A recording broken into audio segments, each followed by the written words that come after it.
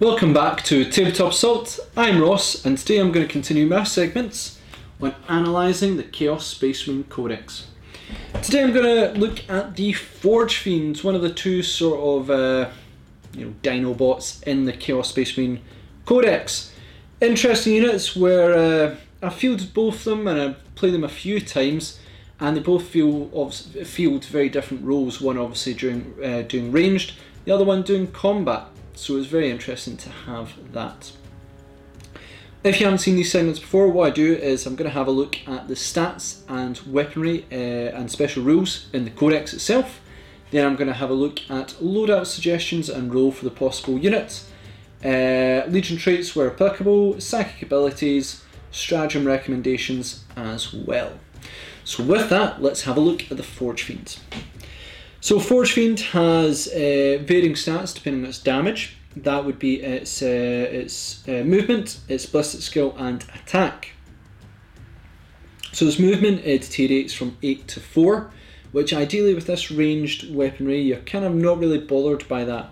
You want to sort of keep it still, so having less movement's not bad.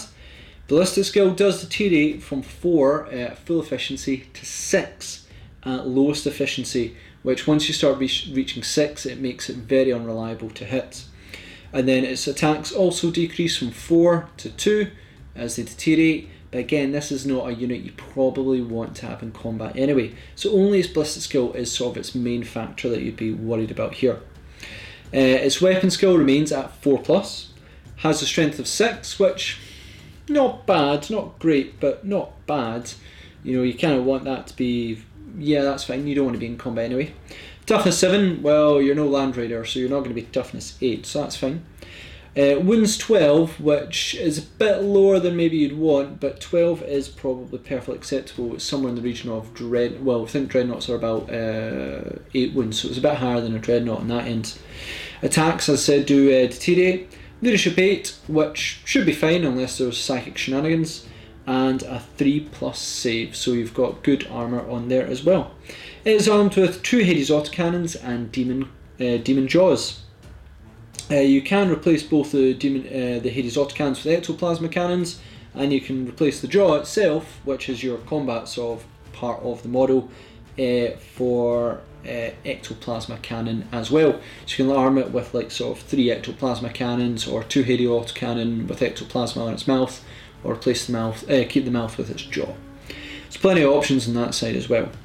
In terms of abilities, it has Demon Rule, so it has got 5 up invul, giving it good survivability, but only really if you're like facing things that are like -3 or -4 AP. Infernal Regeneration at the beginning of each of your turns. This model regains 1 wound, so more survivability and a good way to keep it out of the sort of efficiency ranks. If it's down to 3 efficiency, your opponent might ignore it, but will actually jump up to 4 at the beginning of your turn and go back up in efficiency, and that's helped me loads. And then Explodes, if this model is reduced to 0 wounds, roll a d6 before removing the model from the battlefield, and on a 6 it explodes and each unit within 6 inches suffers d3 mortal wounds. So not as great in this one because you want to stay in your lines with the Forgefiend, so you could pepper away your opponents. So if it explodes, it's probably going to hurt some of your guys, which is not ideal. So yeah, that's the Forgefiend in the Codex. Important thing to know with Forgefiend is that it is a demon, so it does synergize with things in like the Demon Codex, and I think maybe like Thousand Suns might be able to take them. I'm not 100% sure that. They might not. I don't think Death Guard can. But either way, I am talking about them in a purely Chaos Space Marine Codex content. If they do work well with demons in any way, I'm probably going to say it's going to work well with Tzeentch or Nurgle.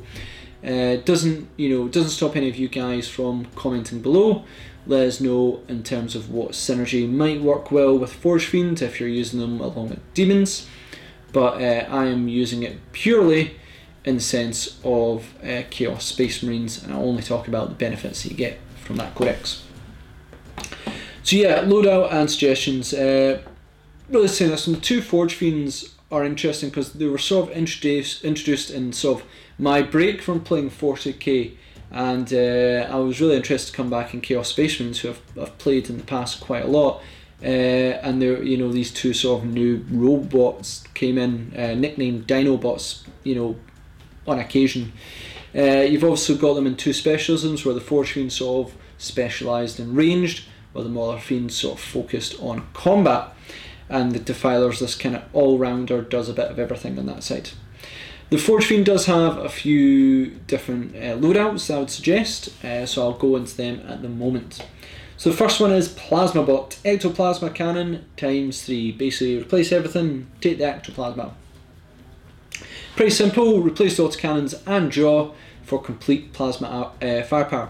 This gives you potentially 3d3 plasma shots, which are strength 7 instead of strength 8, which, you know, is a bit more difficult for taking down vehicles that are toughness 7 or 8, etc. However, it does have the lovely -3 AP, which helps, you know, strip away armour quite efficiently, and it also has D3 damage, which you know, is another random stat, but can cause quite a bit of damage potentially. Ultimately, I find, you know, where the sort of plasma variant, Forgefiend's biggest weakness though is its short range. 24 inches means there is a good possibility that if you get first turn, you're going to find yourself, you're going to have to move to get yourself in range to fire, which means you're going to reduce your accuracy instantly just by moving even an inch to get in range to 5+ instead of 4+, which is a pain. So yeah, with short range, having to move in accuracy, random amount of shots, random amount of damage, not the greatest strength, but good AP, this means I find this an okay loadout given the right range. As I said, by having random shots, random damage, you know, strength 7, good AP, you'll get through the armour, but will you get enough shots is debatable, and will you be in range is also. Second loadout I'm going to call Autobot. See what I did there? So Forgefiend with Hades Autocannon and 1 Ectoplasma Cannon. I just find with Forgefiend, just don't take the demonic jaw. You might use it, your opponent might try and shut you down and try and take you out with the and you can defend yourself with the jaw. Just take the ectoplasma, you know, why not? So yeah, the Hades Autocannon variant is also not a bad choice for the Forgefiend, because a few of the problems of the plasma variant don't apply here. You've got 2 heavy 4 shots, meaning you get a reliable amount of shots. It has better range at 36. Yep. You know, it's also strength 8, which means wounding stuff is a lot easier. Even toughness 4, you're going to be wounding on a 2+, and non-heavy vehicles you're reliably going to hit on 3+ and cause 2 damage reliably as well. What is there not to love? The only small minor issue is, well, where you had the AP in the plasma, you don't have it on the Hades Autocannon, where you've only got -1 AP. So you may have this high strength, good range, reliable shots, but, you know, your opponent with, you know, if they've got good armour, may just shrug it off and not do so much damage. Ultimately, which is better is really going to depend on what you're playing against, but part of me favours the Hades Autocannon. I just really like having reliable amount of shots, and good range means, you know, you sort of know what you're going to get. Thunderhammer Storm Shield Terminators are going to hate this loadout, because -1 AP just brings them to their Storm Shield save either way, but any fail is a death, and you are wounding on 2+ as well, so it's really handy on that sense as well. So yeah, it really kind of depends what you're facing against. Kind of difficult to say on that one. Legion traits. Now, unfortunately, with all vehicles in sort of marine-based armies, both Loyalist and Traitor, Custodes, etc., don't get traits. You don't get them. Just not going to happen. But I do like to speculate on which ones would be good if, for instance, by some miracle, vehicles did end up getting them. So we'll start with Alpha Legion, hidden in plain sight. Your opponent must subtract 1 from hit rolls that target units with this trait if they're more than 12 inches away. Though Daemon Engines have good survivability already with an involved save and restoring the wounds, this would be excellent for the Forgefiend. The Forgefiend, you want to keep at range, so -1 to hit over 12 inches should be easy with the autocannon, bit trickier with the plasma, but still would be really good for the survivability. Iron Warriors, Siege Lords. Enemy units attacked by this unit with this trait do not gain any bonus to their saving throw for being cover. In addition, you can reroll failed wound rolls for the unit with this trait when they are targeting a building. Would be an excellent help for the Forgefiend, especially the Hades Autocannon version, where the new stratagem in the recent FAQ for 2 command points you can give everyone cover. This sort of negates your -1 AP. Well, not when you are Iron Warriors. You're like, nah, no cover. We're just going to hit you normally. So as cover is not predominantly used in this edition as much, it's still really, it still is quite useful to deny it. But it is debatable because not so many things are claiming cover anymore. Psychic abilities. The Forgefiend does benefit from a few psychic abilities in the Dark Hereticus discipline. With them, let's have a look at them. So Prescience, Warp Charge 7. If manifested, select a Heretic Astaris unit within 18 inches of the Psyker. You can add 1 to hit rolls for that unit until the start of the next psychic phase. Until the start of your next psychic phase. This helps mitigate one of the biggest weaknesses in Forgefiends. It's 4+ accuracy at peak efficiency. Bringing it to hit on 3+ does help quite a lot. If you have Forgefiend Stratagem available, then Demon Forge Stratagem available, then yeah, maybe Prescience might be better on another unit because you're still going to be rerolling your hits and wounds with Demon Forge either way. But still, it is very handy to bring you from a 4 up to a 3+. Miasma of Pestilence, Warp Charge 6. If manifested, select a visible Nurgle Heretic Astaris unit within 18 inches of the Psyker. Till the start of your next psychic phase, your opponent must subtract 1 from all hit rolls that target the unit. More survivability is not a bad thing. You've already got 5 up invul, and you're recovering a wound, which is really good. So -1 to hit as well would make this a real pain, or just frankly your opponent might be like, right, nah, not bring it down, just ignore it for this turn, which is also a good thing, because Concentrated Fire does like to bring down a Forgefiend. And once you even make it a little bit weaker, I mean even it down to 1 to 3 wounds, probably 1 to 2, because you do regenerate, you're hitting on 6s, you're basically not going to be doing much in a turn either way. So making it a bit more harder to hit is obviously quite beneficial. Delightful Agonies, Warp Charge 6, Mark of Slaanesh only. If manifested, select a visible Slaanesh Heretic Astaris unit within 18 inches of the Psyker.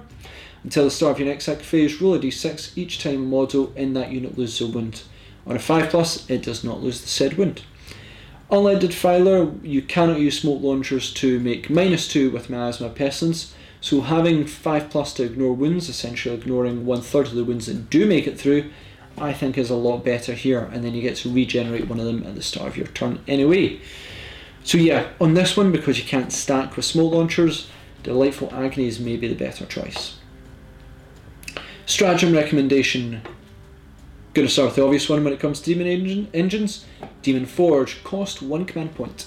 Use a stratagem in your shooting or fight phase when a Chaos Space Marine Demon vehicle is chosen to attack. You can reroll all failed hit and wound rolls for that model until the end of phase. If you have a Forgefiend, this is all but certain you will use this stratagem in the shooting phase. Being able to reroll hit and wound rolls for 1 command point is kind of a no-brainer. It makes Forgefiends much more reliable, especially when at peak efficiency. Not so much if they're not, but certainly at peak efficiency, it makes them a lot better. Next, you've got Blasphemous Machines, cost 1 command point. Use a stratagem just before a Heretic Astaris vehicle attacks in the shooting phase. Until the end of the phase, the vehicle can ignore the penalties for moving and firing heavy weapons, or for advancing and firing assault weapons. With firepower on the Forgefiend, and any movement will result in hitting on a 5+ at peak efficiency or worse. Yeah, this is not bad. Ultimately, I think Demon Forge is better. You're going to get more mileage from it, though you cannot reroll the -1 result, but you will get more for your command points. You get to reroll all misses and failed wounds.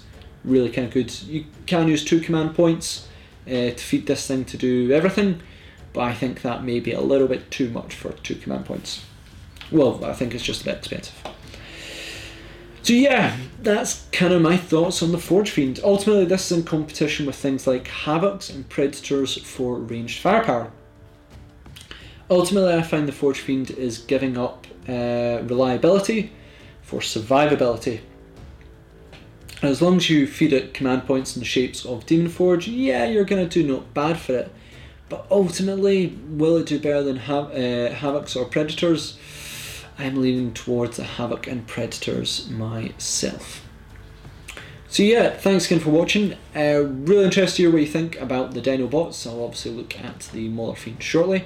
But, you know, Forgefiend, interesting unit, used it a few times, had some good luck, had some bad luck. Very interested to hear what you think. Please comment, share, like and subscribe, and check us out on social media where you get to see some of our projects that we're working on, and check us out on Patreon to help us expand the channel and support us so we can bring you more content, because we really love bringing just more and more stuff and trying out a whole bunch of new things that we can show you guys. So yeah, thanks again, and we'll see you on another Tabletop Assault Battle Report.